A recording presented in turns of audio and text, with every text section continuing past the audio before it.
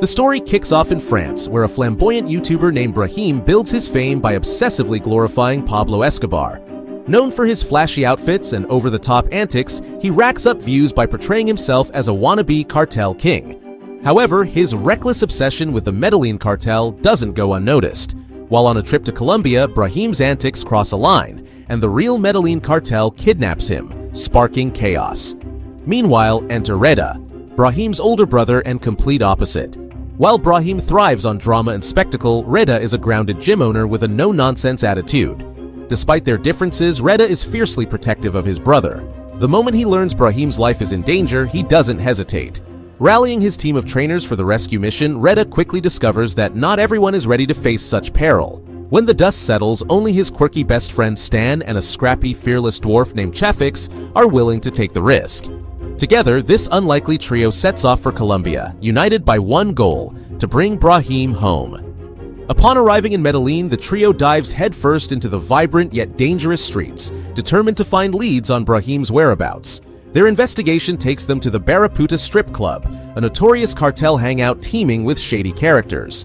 Inside, they meet Cynthia, a pole dancer with a mysterious air who clearly knows more than she lets on. After some convincing, she reluctantly provides them with a lead. But as the night progresses, things spiral out of control.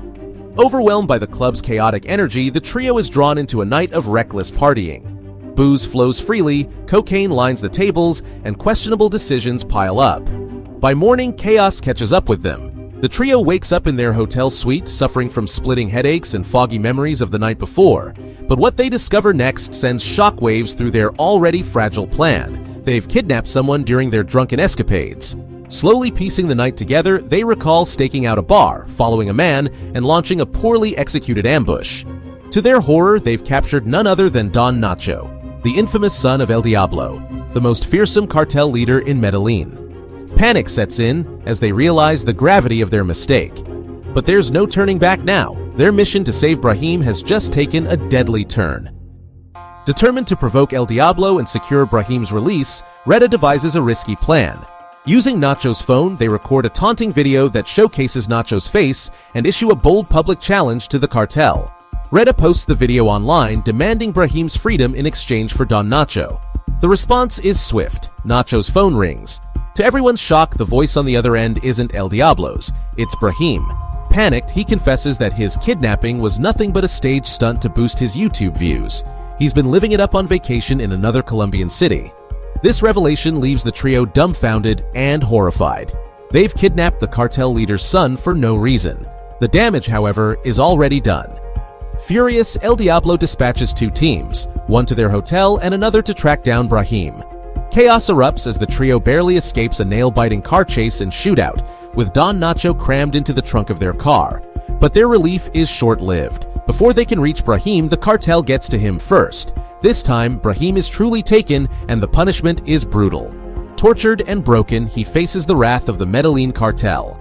Reda, now fueled by desperation and fury, makes a savage move. He drags Nacho to the open ocean, smearing the water with blood and tossing in fish guts to lure sharks. With Nacho trembling in terror, Reda issues a chilling ultimatum to El Diablo. Agree to the exchange or watch his son become shark food. Faced with this grisly threat, El Diablo finally relents and a trade is arranged. But as Nacho swims back to the boat during the exchange, tragedy strikes. A shark attacks, snapping off both his legs. The trio scrambles to save Nacho, rushing him to a local vet who manages to stop the bleeding but warns that Nacho's condition is critical. With Nacho barely stabilized, the group heads to the Medellin cemetery where the exchange is set to take place. Hoping to conceal the extent of Nacho's injuries, they cover his mangled legs with a blanket during the negotiations. However, their plan unravels when Nacho exposes his injuries, triggering El Diablo's fury. Enraged by what he sees, the cartel boss orders his men to kill Reda and his friends on the spot. The trio has no choice but to abandon Brahim and make a daring escape through the labyrinthine slums of Medellin, with cartel enforcers hot on their heels. Just as it seems their luck has run out, salvation arrives in the form of Cynthia, the pole dancer they met at the Barraputa Club. Cynthia, whose real name is Marissa, reveals that she's an undercover cop who has spent over a year covertly working to dismantle El Diablo's cartel. Marissa tries to rally support by contacting her police allies, but corruption within the force runs deeper than she anticipated. the cartel's influence has spread everywhere. Not only does she fail to secure help, but she's also fired for her undercover work, leaving her and the trio completely on their own. Forced to flee toward the Venezuelan border, the group receives a horrifying video of Brahim being tortured. The brutal footage reignites Reda's determination. He refuses to abandon his brother no matter the cost. Resolute, he decides to take the fight directly to the cartel. Marissa introduces the trio to Robbie, a hardened American military operative with years of experience fighting cartels. Played by none other than Mike Tyson, Robbie agrees to help, impressed by Reda's unwavering resolve. He trains the group intensively, putting them through a crash course in combat to prepare for the dangerous mission ahead. Meanwhile, Shafi is given a critical role in Robbie's intricate plan to rescue Brahim. Robbie's strategy hinges on using Shafi as bait. To ensure the plan works, a GPS tracker is hidden in a rather unusual spot, on Shafi's rear. This daring tactic allows the group to pinpoint the cartel's safe house once Shafi is captured and taken to the same location as Brahim. As planned, Shafi is locked in a cage alongside Brahim, with the tracker functioning perfectly. Meanwhile, Robbie sends Reda and Stan to a nearby cocaine manufacturing facility to create a diversion. At first, their luck holds. They encounter minimal resistance and incapacitate a single guard without incident. However, in their excitement, they realize they've left Shafi behind.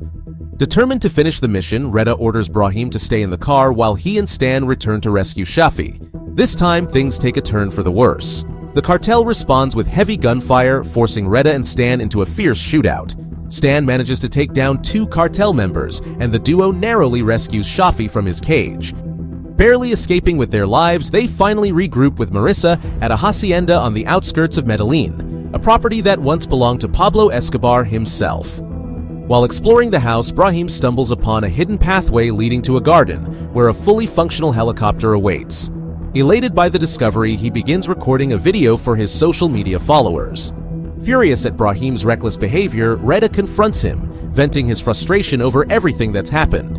The argument culminates in an emotional moment of reconciliation, as Reda expresses his deep desire for Brahim to live a better life. The brothers embrace, their bond stronger than ever. Marissa, however, isn't ready to walk away from the fight. She pleads with Reda to help her dismantle the cartel once and for all before they leave Colombia. Together, they devise a bold plan. Reda uploads a provocative video online, baiting El Diablo and his men into attacking the house. Meanwhile, Stan works tirelessly to rig the property with explosives. As expected, El Diablo arrives with his entire force, determined to seek revenge for his son.